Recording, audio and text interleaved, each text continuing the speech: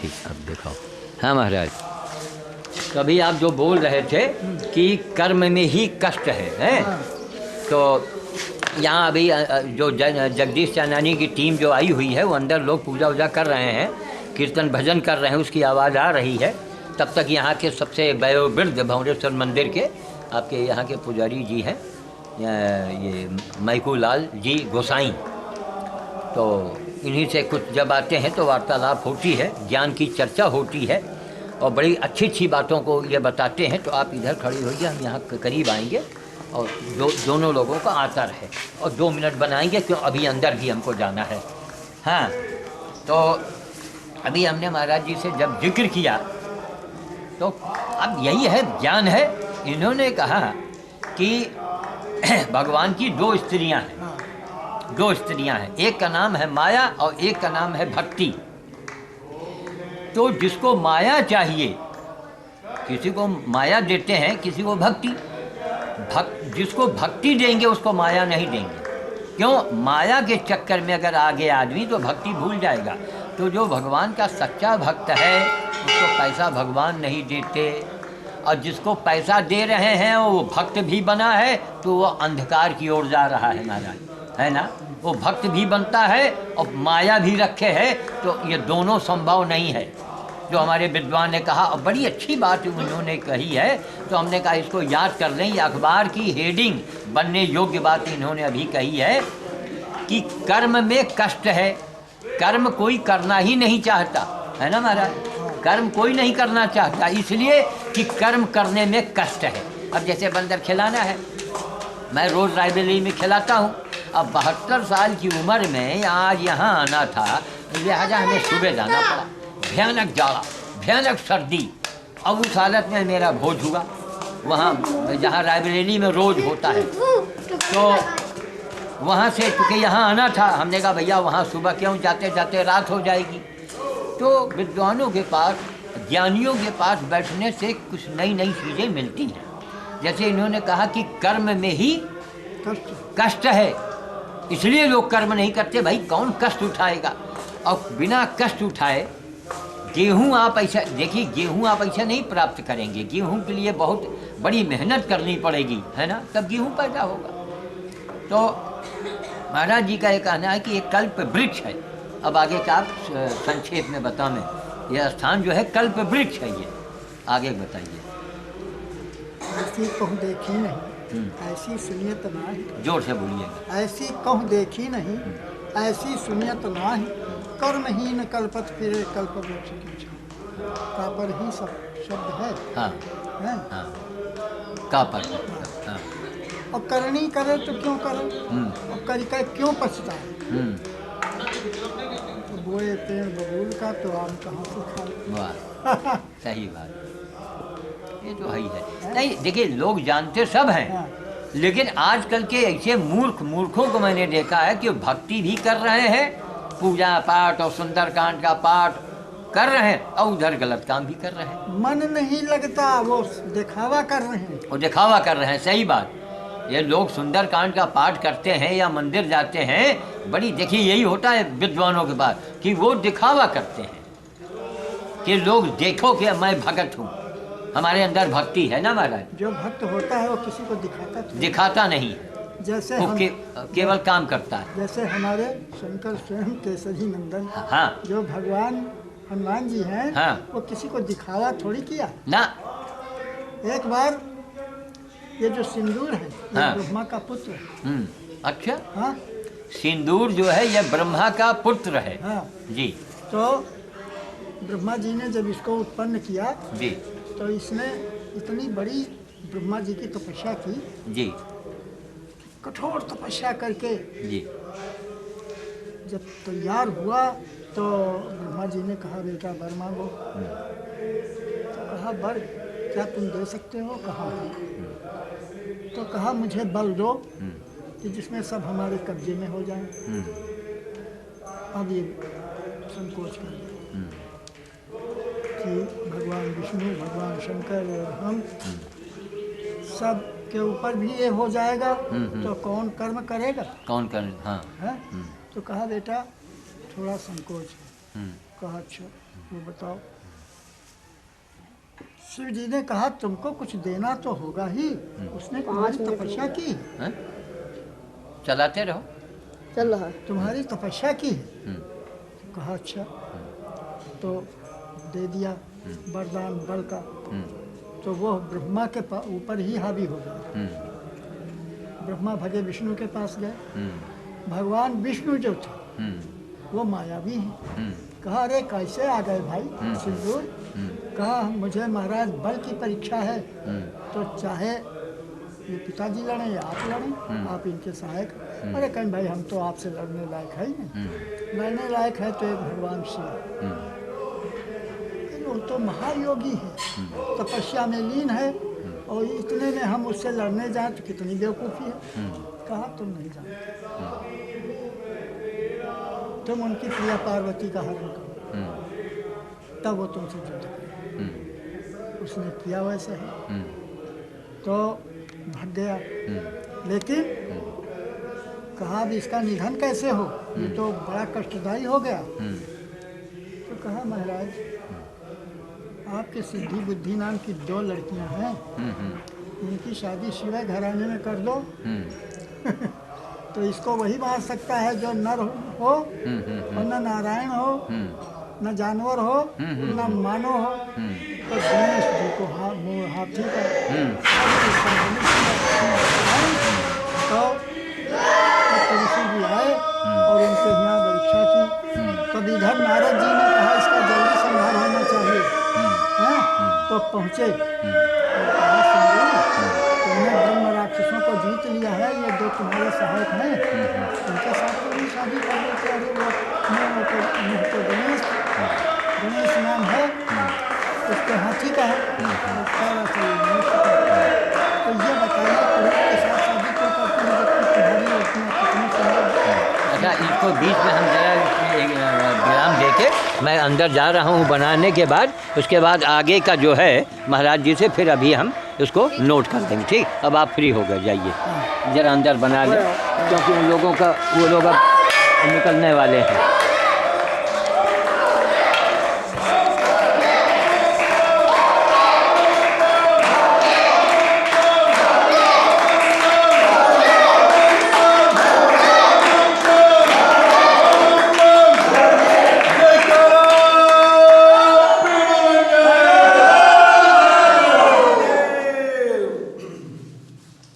और एक बार जयकारा बोलिए। जोगी तेरा रूप निराला, जोगी तेरा रूप निराला, जोगी तेरा रूप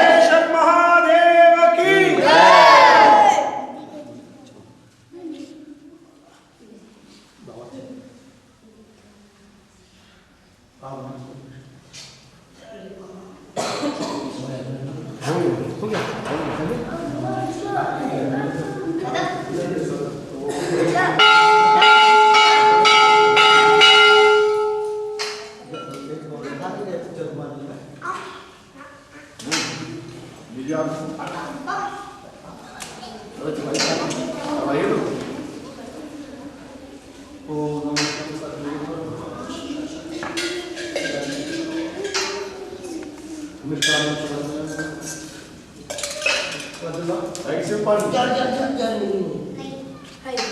बस थोड़ा ही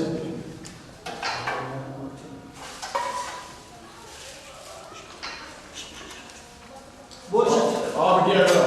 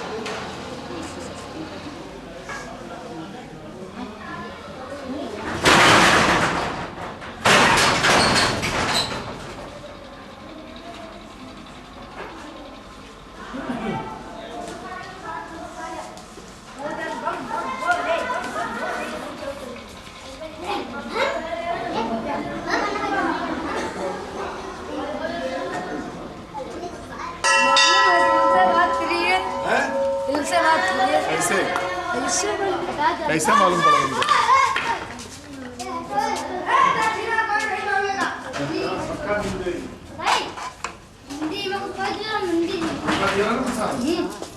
आओ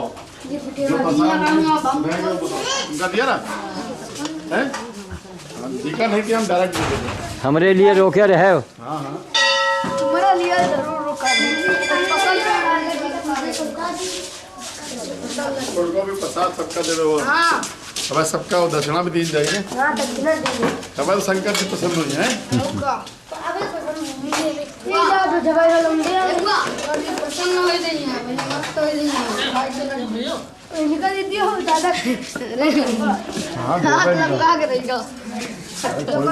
हाँ वो वही ले है क्योंकि पुलिस पकड़ी जा रही है। दक्षिणा इनको दे दो। हाँ सबको देंगे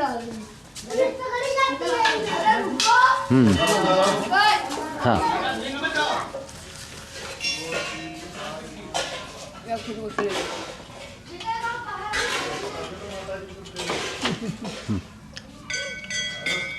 अपन हाथ पोंछ के बनाओ फिर देव में कि अभी फिर अंदर जाना है।